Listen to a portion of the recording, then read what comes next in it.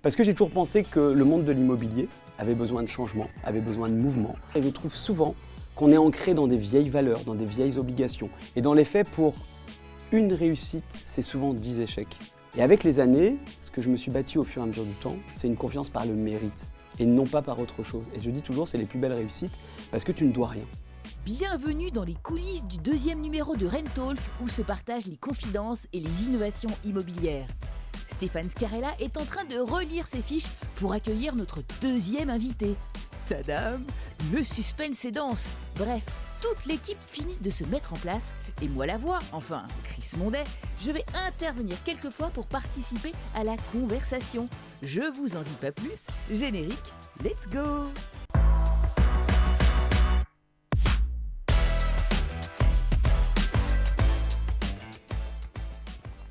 Bonjour à tous et bienvenue dans ce 2e numéro de Rent Talk.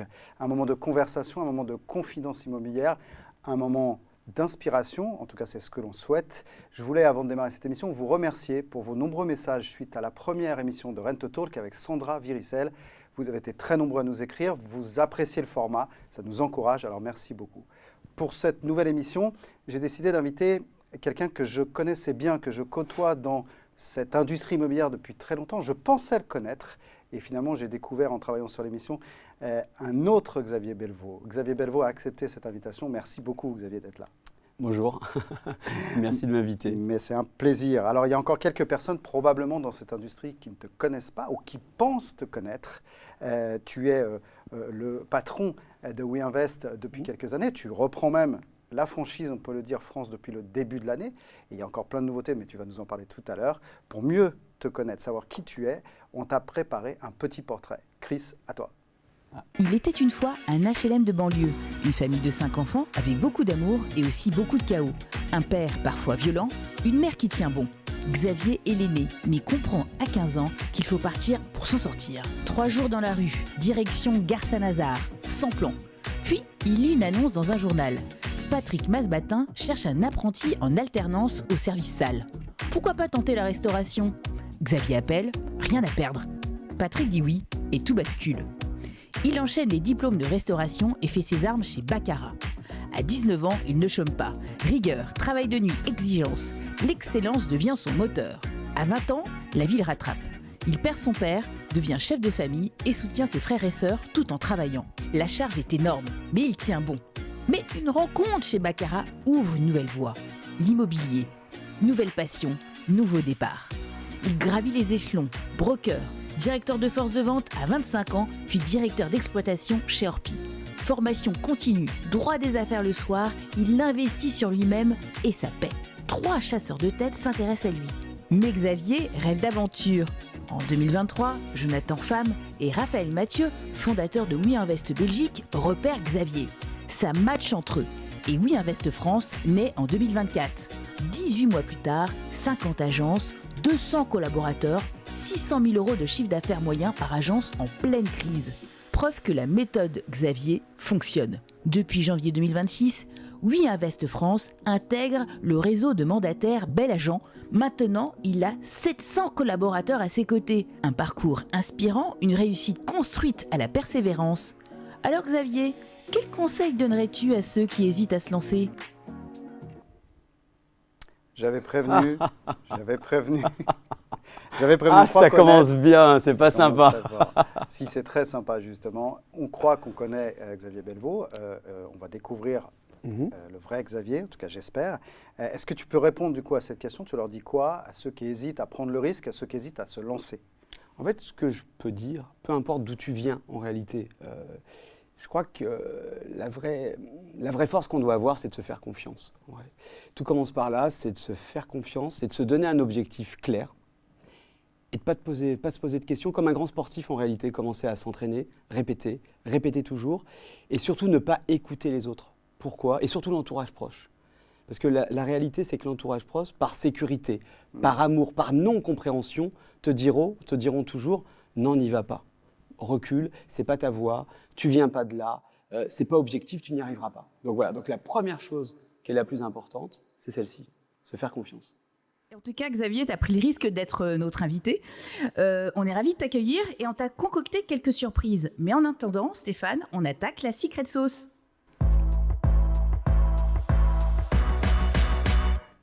Alors, Secret Sauce, on va échanger, on a plein de questions à te poser et on veut aller un petit peu creuser pour savoir quelle est la recette de Xavier. On l'a vu, on l'a entendu dans le portrait, Xavier, tu as commencé dans la restauration très tôt, à l'âge de 15 ans, tu as travaillé dans de nombreux établissements. Et oui, on a mené quelques recherches sur tes débuts. On a demandé à tes plus proches collaborateurs si on pourrait retrouver ton premier patron, Patrick Masbatin. Mais en fait, tu étais au courant car tu étais dans les échanges de mails avec ton équipe. Et oui, j'avais pas mis mes lunettes ce jour-là. Mais bon, en tout cas, nous avons réussi à retrouver Patrick et il nous a raconté qui tu étais à cette époque. Magnéto. Xavier est un garçon qui était disponible. Il était très impliqué dans ce qu'il faisait. Il avait un punch énorme. Il avait vraiment une personnalité affirmée, mais il aimait bien avoir que sa présence soit remarquée. Et il était très apprécié des clients, très très apprécié des gens. Quand j'ai vu ce parcours honorifique qu'il a fait, ça en est moi. Je veux dire, moi j'en ai les larmes à l'œil. Et ben moi aussi, du coup, parce que je pense que c'est la personne qui a le plus compté.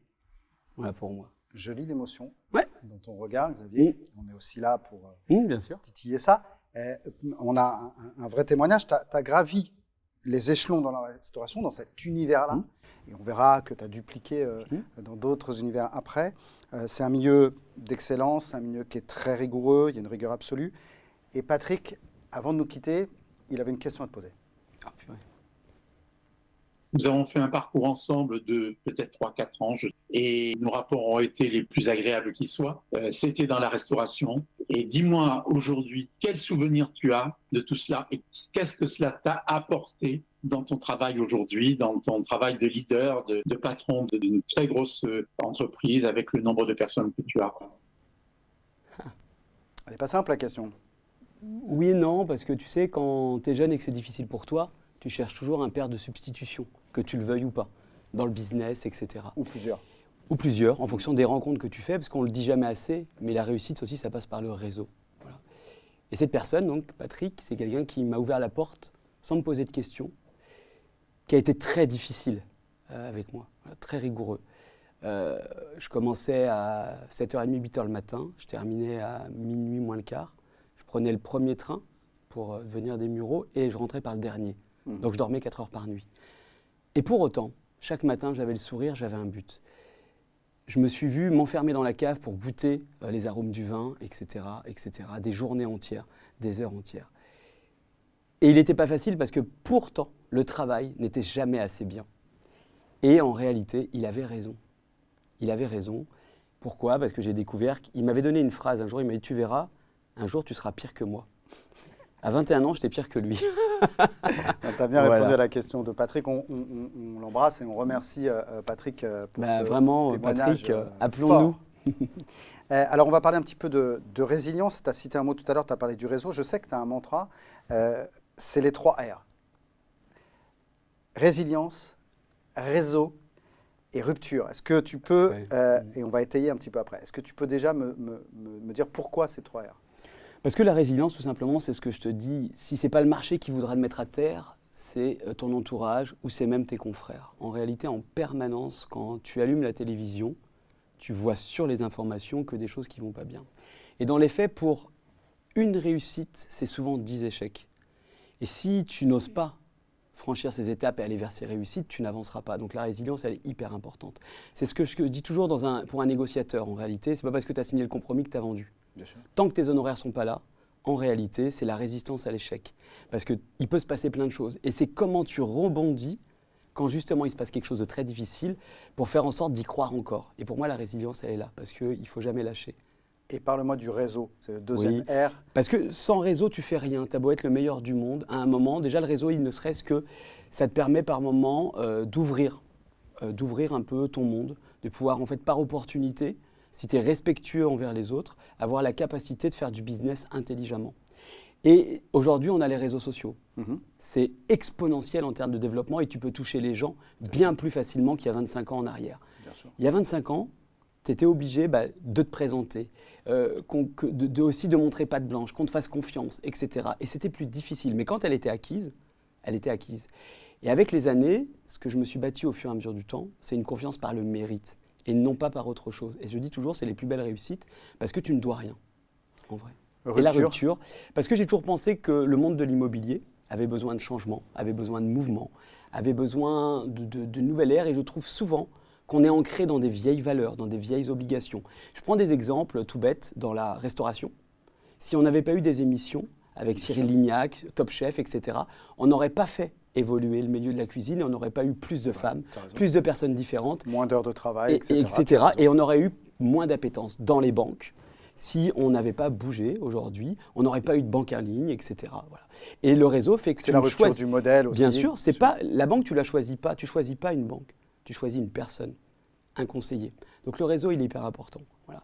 Et après, sur la rupture, j'ai envie de donner un dernier exemple, c'est que l'immobilier qui était fait auparavant, avec aussi nos syndicats qui portent un immobilier, je trouve, un peu vétuste. Et on le voit bien, on a eu des mandataires immobiliers qui sont arrivés. On est tellement intelligents dans le traditionnel qu'on leur a dit qu'ils allaient disparaître. Dans les faits, ils n'ont pas disparu. Et à l'inverse aussi, c'est qu'on a eu ces personnes-là qui ont dit un peu la même chose.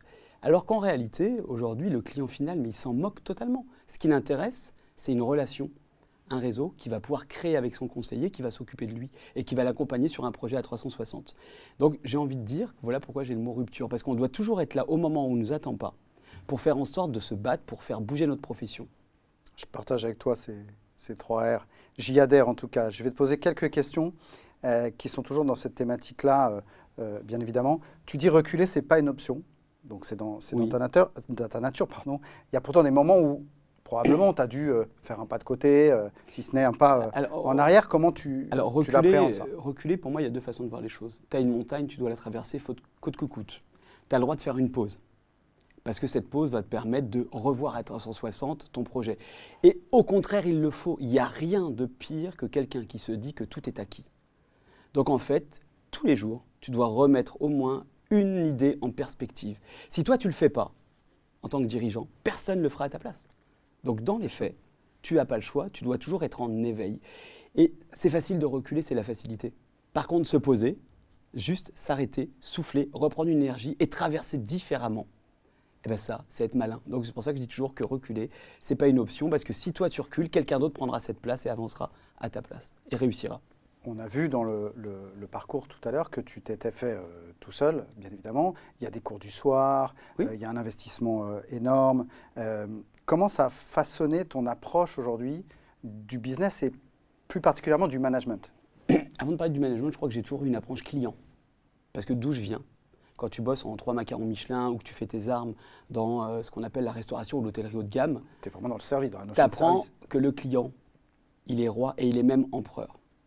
Il est même empereur, pour de vrai. C'est-à-dire qu'en réalité, ça te met dans un tel niveau de compréhension et de connaissance de ton client qui fait qu'en réalité, tu te dis, sans client, on n'est pas là et il n'y a pas d'entreprise. Donc, tout commence chez moi par le client, en réalité. Le client, il est essentiel. Et c'est ma marque de fabrique, c'est-à-dire que même avec aujourd'hui mes collaborateurs, on a le droit de faire des erreurs, et heureusement qu'on en fait. Il ne faut juste pas faire la même erreur tous les jours, voilà. Mais je dis toujours, j'essaye d'être le plus juste possible. Voilà. C'est-à-dire que je ne pardonne pas plusieurs erreurs successives, mais on a tous le droit de se tromper une fois et reconnaître. Ce qui est très important pour moi aujourd'hui, en tout cas, c'est de reconnaître l'erreur. À la rigueur, tu peux même te tromper 10 fois avec moi. Si à un moment, tu me dis, je reconnais que j'y arrive pas, est-ce que tu peux m'aider ? Et je pense qu'aujourd'hui, on a besoin de ça. Et on a surtout besoin de se rappeler qu'on a besoin de clients, qu'on doit les respecter, quels qu'ils soient. Chez Baccarat, il y a une conversation, c'est l'aboutissement de ton premier parcours, on va dire ça comme ça. Tu es chez Baccarat. Il y a une conversation avec un dirigeant qui a bousculé complètement ta carrière. Quelle est la phrase, ou en tout cas ce qu'elle a évoqué chez toi, qui fait que tu t'es dit, il faut que j'embrasse une autre industrie, en l'occurrence c'était l'immobilier ? Alors, ma phrase exacte, je ne m'en rappellerai pas. Donc, si c'est pour ça que j'ai dit l'esprit. Je ne sais pas quelle était la phrase. Mais il y a quelque chose d'important, c'est qu'effectivement, à un moment, je me suis dit que si je n'essayais pas, je n'avais rien à perdre. Voilà. Et donc, quand la personne est venue vers moi et m'a dit, voilà, je vous propose quelque chose, alors que je pensais que j'allais bien, je me suis dit, en vrai, qu'est-ce que j'ai à perdre ? Rien. Parce que quand tu nais avec peu, et que tu sais qu'il peut t'arriver quoi que ce soit, mais que ta grande force, c'est le travail, donc tu te dis que tu n'es pas en danger, tu trouveras toujours un travail et tu trouveras toujours le moyen de t'éclater dans ce que tu fais. C'est ce que je dis toujours en rigolant, je pourrais vendre des fleurs, que je m'éclaterais à vendre des fleurs. le nouveau challenge, donc c'est aussi un nouveau challenge, il démarre à ce moment-là. Oui. Puis après, il y a les années Orpi, il y a quelques années Oui. chez Orpi, où tu fais une très très belle carrière aussi. Qu'est-ce qu'il en reste aujourd'hui de cette vie chez Orpi là? Alors, j'ai toujours dit, j'ai fait pratiquement un peu plus de 10 ans de franchise. J'ai fait pratiquement un peu plus de 8 ans de coopérative. Et en réalité, j'ai compris que j'aimais l'univers de la coopérative. J'aimais pouvoir construire ensemble. Et la coopérative... Oui, on explique aux gens que, voilà, Oui. pour le coup, Orpi n'est pas un réseau... Non, ce n'est pas un réseau ordinaire, ce n'est pas un réseau de franchisés. Bien voilà, sûr, c'est un réseau de franchisés, c'est une coopérative. Chaque dirigeant a cette Absolument. capacité de voter. Actionnaire. Voilà, est actionnaire. Il a cette capacité en fait de pouvoir voter un plan d'action qui permet de pouvoir revoir les décisions en cours d'année s'il y avait une difficulté. Au-delà de tout ça, ce que j'ai trouvé exceptionnel, c'est que on me dit souvent, oui, dans une entreprise, moi j'ai peur d'être un numéro. Et c'est souvent ce qu'un agent immobilier ou un mandataire immobilier dit. Dans les faits, j'ai découvert qu'avec une coopérative, tu as beau avoir 10 000 personnes, tu peux être en contact de tout le monde. Voilà. Et donc peu importe le volume. Et ce que j'ai trouvé aussi génial dans cette coopérative, c'est l'exigence. Parce que dans la réalité, je n'ai eu autour de moi que des personnes qui étaient exigeantes au quotidien, ce qui m'a rendu très exigeant naturellement. Voilà.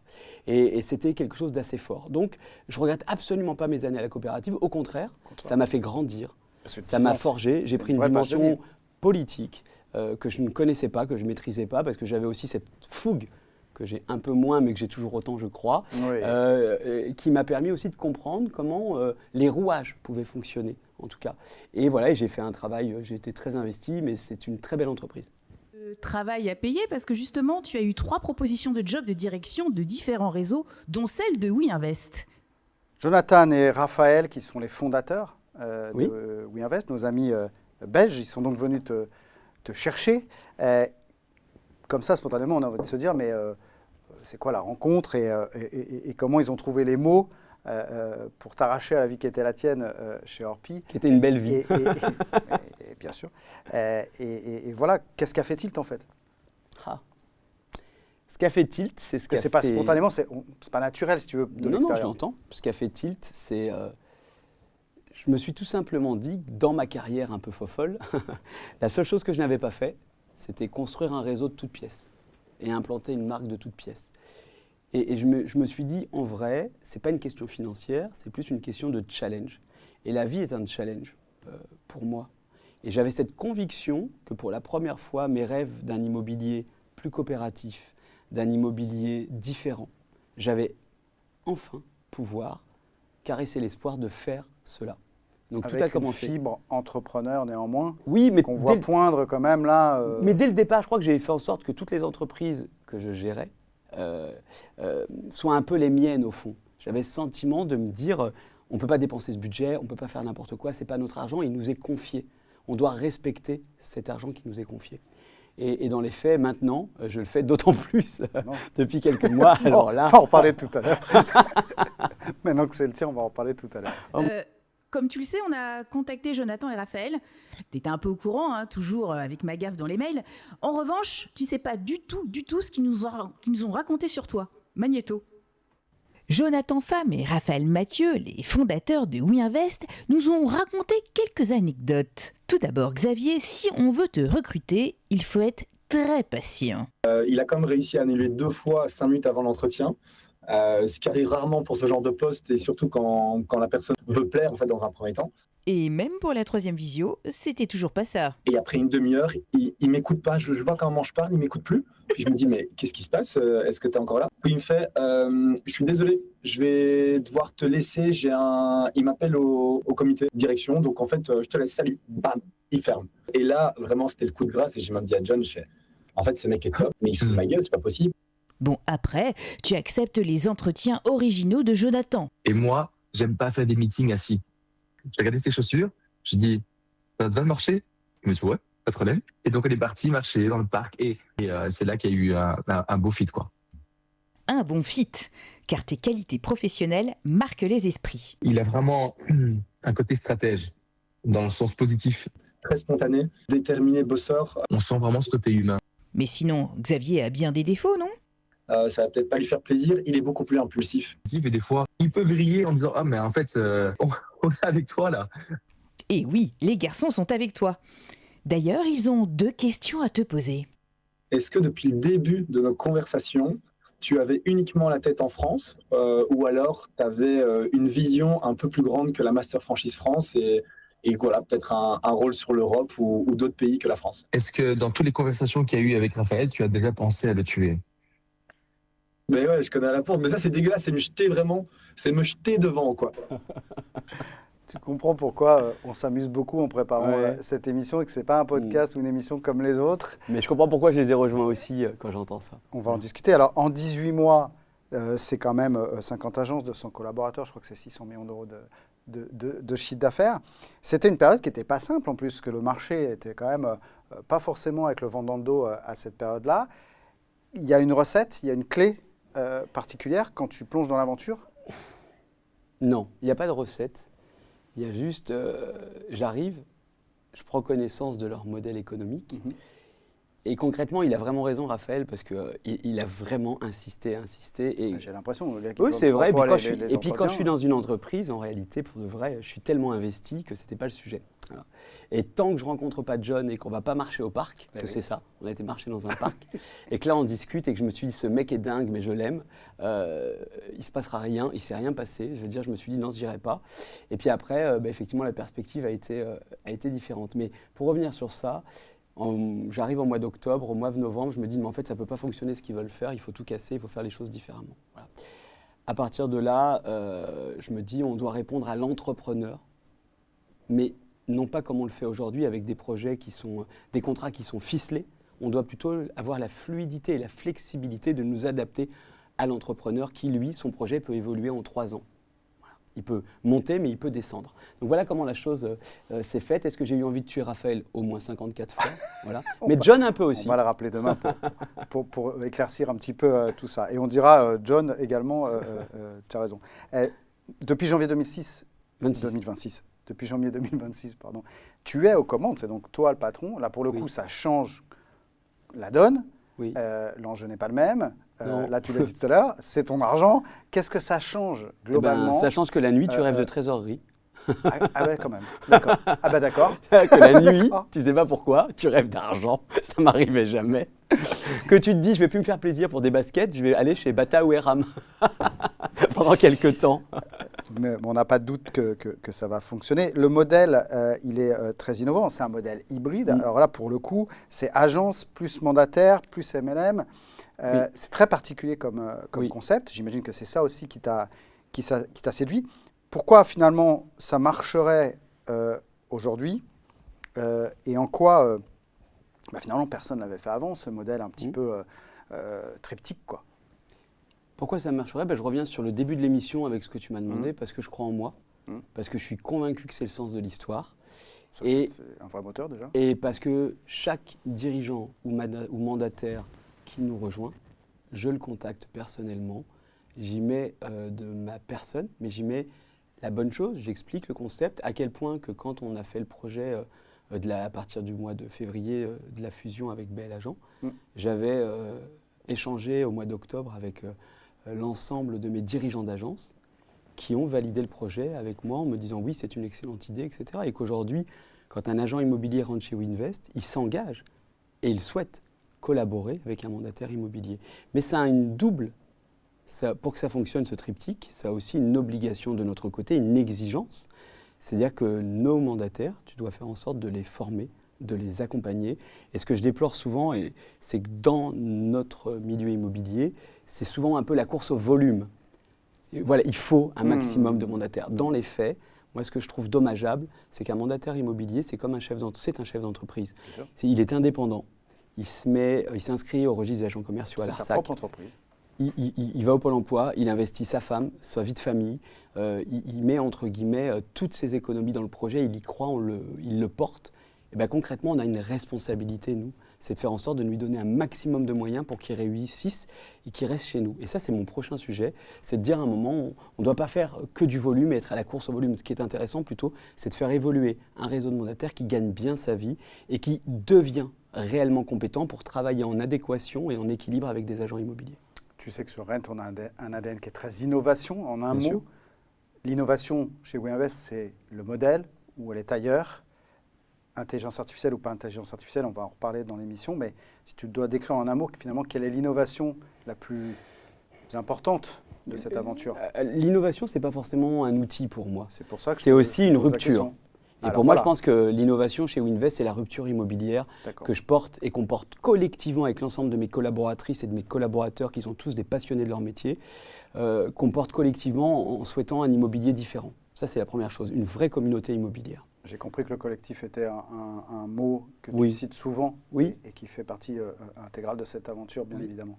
On va parler un petit peu de vision, d'innovation, de leadership. Je vais te poser quelques questions, tu vas me faire des réponses les plus honnêtes et courtes, si tu veux bien. Tu dis, je cite, 70% des clients pensent qu'on est juste là pour ouvrir des portes. Comment tu changes ce momentum, ce mindset-là? Tout simplement parce qu'aujourd'hui, perception. on a depuis 10 ans une seule stat qui ne bouge pas, c'est 30% du marché du particulier qui, en l'occurrence, nous échappe complètement. Voilà, c'est une réalité, c'est une stat qui ne bouge pas, c'est la seule qui ne bouge pas. Et dans les faits, si on veut le changer, tout bêtement, on s'adresse souvent dans l'immobilier à nous entre nous. On s'oriente très B2B, alors qu'en l'occurrence, on devrait déjà changer notre image plutôt en B2C. C'est ce que je dis toujours quand rappelle-toi, tu avais Uber et puis après tu as eu la G7 qui est revenue, qui s'est mise au combat. Ça n'était pas la fin la mort des taxis. Ouais. Exactement. Et je pense qu'aujourd'hui, les grands réseaux traditionnels qui ont fait de très belles choses, et il y a de très belles agences et c'est très structurant, doivent se moderniser, doivent revoir leur façon de penser et on doit s'unir dans la profession tous ensemble pour faire en sorte que notre client soit rassuré et qu'on arrête d'imaginer, en vrai, qu'on est parfait. C'est pas vrai. Voilà, c'est une réalité, c'est pas vrai. Voilà. Un client, quand on l'appelle, moi-même, toi-même, tout le monde, on a été client. Quand tu appelles une agence ou un conseiller qui, 48 heures après, t'a pas rappelé, c'est pas normal. Donc, on a encore de réelles marges de progression. Personal branding, IA, l'engagement local, tu as une vision assez précise, assez moderne, je ne sais pas comment le définir, du professionnel. Comment ça s'illustre au quotidien chez vous? Il y a 8 ans, même 8 ans à peu près dans ma précédente entreprise, j'expliquais déjà aux développeurs et aux conseillers qu'en l'occurrence, le national pouvait faire ce qu'on voulait. Dans un fait, s'ils incarnaient pas leur propre marque personnelle au local, ça ne fonctionnerait pas. Il y a 25 ans en arrière, tu voyais un panneau d'agence immobilière avec un numéro de téléphone de l'agence. Tu avais des dirigeants qui disaient « je ne veux absolument pas qu'il y ait le numéro de portable de mon collaborateur car il va me piquer l'affaire », par exemple. On s'en moque en réalité. Ce qui est important aujourd'hui, c'est ce que je donnais sur l'exemple de la banque. Tu signes pour un conseiller, pour un accompagnement. Presque l'enseigne en local, elle ne fonctionne pas. L'enseigne, c'est un moyen. Elle s'efface derrière l'individu, le collaborateur. Elle s'efface, bien sûr. Donc en réalité, j'ai toujours pensé, j'ai toujours dit que le personal branding, c'était l'avenir, c'est une cohérence et qu'on avait des collaborateurs qui ne se mettaient pas assez en avant et on devait oser. Chacun, aujourd'hui, un conseiller immobilier en local doit avoir sa propre marque. C'est lui, sa marque, c'est lui qu'on doit vendre. Et c'est une des choses qui m'a fait à un moment épouser le concept Winvest parce qu'on partageait le même ADN et c'était la première fois que quelqu'un partageait mon ADN. L'intelligence artificielle, game changer, on est quasiment tous OK là-dessus. Chez WeInvest, ça se concrétise comment? À travers quel outil? Alors aujourd'hui, moi j'ai fait le choix de travailler avec un éditeur de logiciels qui est très connu, qui est le groupe Septéo. Et par contre, j'ai pu y apporter ma patte. Donc j'ai un écosystème complet qui peut à la fois travailler la data comportementale, le remarketing, le retargeting, et qui fait en sorte d'avoir des outils qui sont tous connectés les uns aux autres et reliés à un dashboard automatique qu'on fait évoluer avec différents prompts.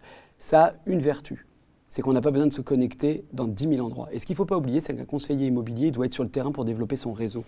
Mon objectif à moi, ce n'est pas qu'il mette 2h30 à saisir un bien, c'est que ça puisse aller très vite. Donc si tu veux, il est là, dans toute la chaîne de valeur de l'immobilier, mais pour autant, il n'ira pas demain faire la différence sur le terrain. C'est au conseiller de se mettre en avant, mais on est là pour lui simplifier la vie.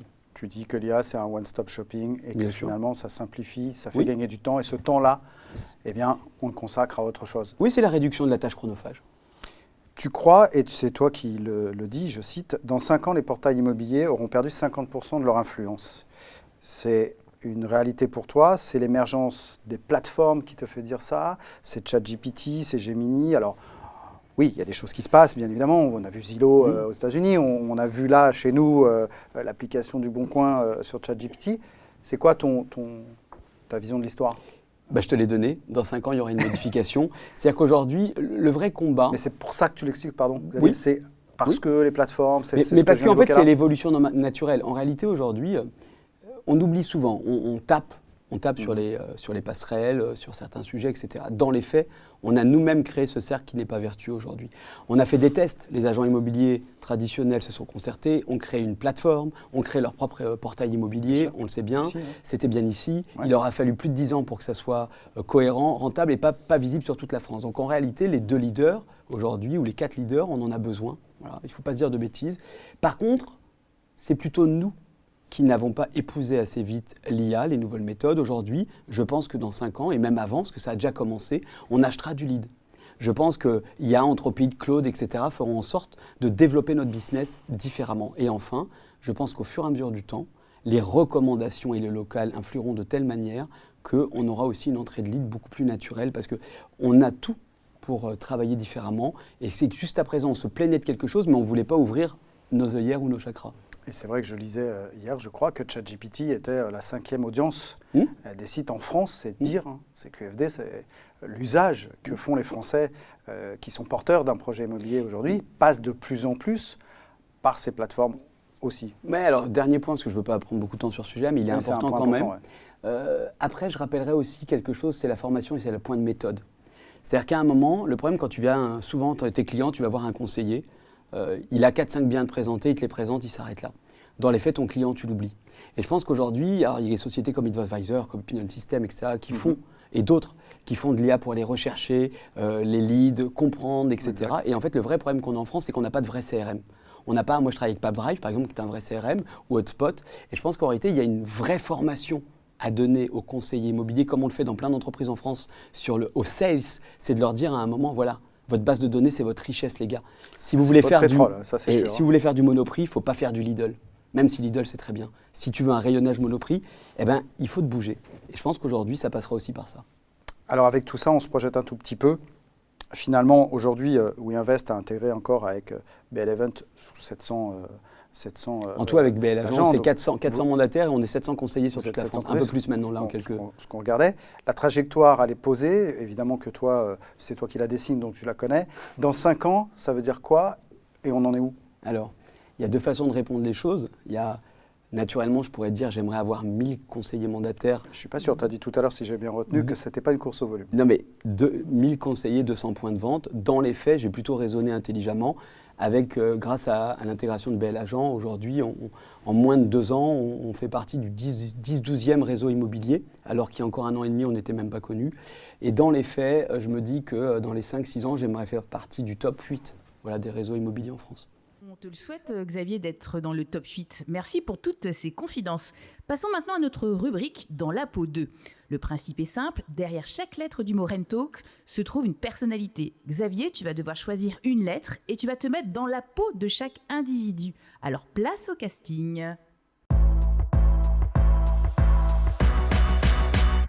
Le principe, il est très simple. En tout cas, ça devrait bien se passer jusqu'ici. Tu dois choisir une lettre et derrière cette lettre, il y a un personnage et tu vas te retrouver dans la peau de ce personnage.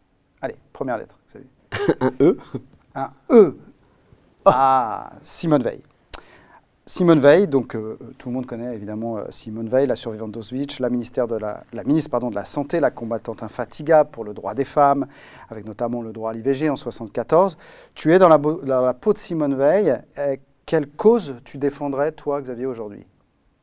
Le handicap, sans hésiter. Pourquoi? Parce que c'est quelque chose qui me touche, parce qu'à titre personnel, j'ai 2 sœurs autistes, parce que je milite beaucoup et j'active beaucoup, parce que c'est des personnes qui ne jugent pas. Ce que je trouve magnifique quand tu les rencontres et que tu passes du temps avec elles, que ce soit dans un IME, un IMPRO, un ESAT, un foyer de vie, c'est des personnes qui te donnent tout, sans filtre, tout ce qu'ils sont. Comme un bébé, on dit toujours qu'un bébé, en réalité, il te donne le meilleur de lui, il n'a pas peur d'aller voir les autres, il n'a pas de timidité, il ne se pose pas de questions. Eh bien, une personne en situation de handicap, c'est la même chose. Elle te donne tout ce qu'elle peut le donner. C'est une personne dont on la définit comme étant à particularité et pas forcément une personne à handicap. Tu parlais de l'autisme. Est-ce que tu penses aujourd'hui que notre pays a fait des progrès pour faire en sorte que ces personnes à particularité puissent être intégrées au même titre que les autres dans la société? Alors, on a eu du progrès pendant des années. C'est l'impression que moi j'ai en tout cas. Et maintenant, on est dans une phase, malheureusement, sur le handicap au sens large, qui est en régression. Il est en régression pour la simple et bonne raison que les budgets se sont resserrés drastiquement, que quand tu es dans un ESAT, un centre d'attitude par travail des personnes handicapées, ce qu'on appelle, tu as des personnes qui sont en situation de handicap, qui ont un handicap et qui travaillent pour autant parce qu'on peut avoir voilà, des accords avec Jeff de Bruges, etc. Et on est arrivé dans une course aujourd'hui où pour avoir des accords, en réalité, il faut qu'il y ait du rendement, minimum soit-il, parce que sinon c'est compliqué.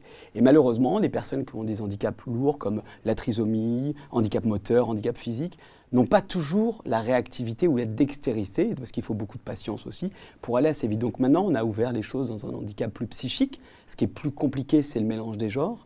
Et aussi, tu as de plus en plus de personnes en école qui ont des handicaps lourds, Oui. qui viennent avec des absènes ou autres. Oui. Et là, c'est un vrai problème pour eux parce qu'ils n'ont pas cette capacité. On fait un peu réfréner tout le collectif.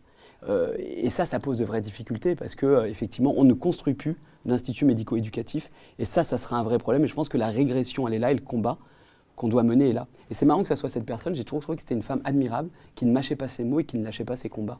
J'aime beaucoup tes incarnations, Xavier. Allez, sans plus tarder, on passe à l'interrogatoire immobilier.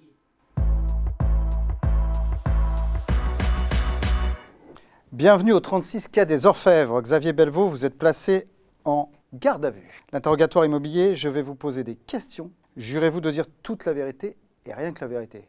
Je le jure. Alors, quelques questions et des réponses du tac au tac. Xavier Belvaux, quelle est la plus grosse erreur de votre carrière? Ma première association. Quel est le concurrent que vous admirez secrètement? Oh, j'ai toujours aimé et j'aimerais toujours Orpi. Xavier Belvaux, votre plus gros mensonge pour du business? que le bien était magnifique. On n'en saura pas plus. Xavier Belvaux, votre plus grand regret professionnel? J'en ai pas. Xavier Belvaux, quelle est votre drogue digitale? ChatGPT et Claude. Avez-vous déjà transgressé la loi, Xavier Belvaux? Oui. Xavier Belvaux, quelle est votre intelligence artificielle préférée? Ah, bon, on revient. Mon directeur marketing, François. Quel est votre moment préféré dans la journée, Xavier? 17h, c'est le petit moment où je pète un câble et je rigole pendant une demi-heure. Xavier, quelle est la personne à qui vous en voulez le plus? Ah En fait, personne, parce qu'en réalité, je m'énerve sur le coup et je passe à autre chose après, je suis pas rancunier. Xavier Belvaux, qu'est-ce qui vous énerve le plus sur Rent? De mettre la musique pas assez tôt, ça m'agace. Xavier Belvaux, est-ce que vous avez menti pendant cet interrogatoire? Oh, légèrement. Merci Xavier, des questions directes et des réponses sincères. Voilà l'ADN de Rent Talk. Le temps file avec nous. Il va falloir nous séparer. Avant de se dire au revoir, Jonathan Pham et Raphaël Mathieu de WeInvest ont encore des trucs à te dire. Le dernier message que je t'ai envoyé, c'était hier soir, et c'était juste merci, je te fais confiance. Et je pense que ça résume assez la collaboration qu'on a depuis un petit temps. On a toujours été très honnête, on s'est dit les choses, et c'est, je trouve, hyper positif. La personne que tu es quand tu nous as rejoints et la personne que tu es aujourd'hui. Je vais te tutoyer, alors comme ça, Xavier, tu sais que moi, je suis quelqu'un de plutôt pudique par rapport à mes émotions et autres. Hein. On me dit que je suis toujours le robot. Mais par contre, je vais quand même me livrer en disant que je suis fier de toi, ça c'est clair, et que j'ai pas une seconde douté qu'on allait y arriver et qu'on a encore plein de choses à faire, mais que tu es la bonne personne pour y arriver. Voilà, Xavier, merci beaucoup pour Merci Stéphane. cette émission. Merci pour ton authenticité. Merci pour le partage. Je rappelle que tu as tout découvert en direct. Tu n'étais au courant de rien du tout. Alors, comment tu as vécu ce Rent Talk? C'est génial. J'avoue, c'est génial parce que quand on me connaît, je suis un garçon plutôt, et je le suis, sincère et authentique. Et je trouve que là, pour le coup, voilà, et je trouve que pour le coup, de faire un rétroplanning arrière, chose qu'on fait jamais et que je fais jamais, d'où tu viens, d'où tu es arrivé, et c'est pas fini, ce n'est qu'une nouvelle histoire. Eh bien, ça permet de remettre en perspective quand même que si c'était à refaire, on referait à peu près la même chose.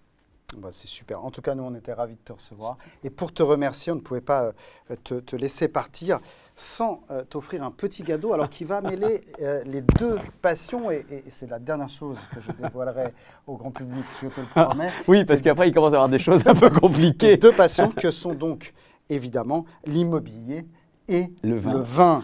Et on est très heureux avec toute l'équipe de Rennes de t'offrir donc cette, regardez-moi ça, très jolie bouteille. Donc voilà, le petit nœud papillon, c'est un petit clin d'œil parce que c'est évidemment, tout le monde a compris, le clin d'œil à WeInvest. Alors c'est pas simplement pour nous le logo, c'est ce qui fait aussi ton style. ta vision et puis ton élégance. En tout cas, c'est comme ça que nous, on te reçoit. Merci beaucoup. Merci Xavier, beaucoup, d'être venu Stéphane. et Je te fais d'avoir la joué bise le parce jeu. que Je t'embrasse. c'est vraiment sympa. Et on se reverra très, très bientôt. C'était le deuxième épisode de Rent Talk. Merci beaucoup à toutes les équipes qui ont bossé sur cette émission, les équipes techniques, les équipes marketing, la production. Merci à celle qui produit cette émission, qui en est la rédactrice en chef, qui fait aussi les vidéos et les reportages, et bien sûr la voix. Merci Chris. Ce fut un plaisir, mon cher Stéphane. Plaisir partagé. Vous pouvez revoir, réécouter cette émission, ce podcast sur toutes les meilleures plateformes, bien évidemment. N'hésitez pas à liker, n'hésitez pas à repousser, n'hésitez pas à mettre un commentaire. Si vous voulez en savoir plus sur Xavier, vous savez maintenant Je crois que vous en savez beaucoup. où là. le trouver. Et puis nous, on se retrouve évidemment très bientôt pour un nouveau numéro de Rent Talk, une nouvelle conversation immobilière, des nouvelles confidences. D'ici là, portez-vous bien, continuez d'innover. Salut. Au revoir.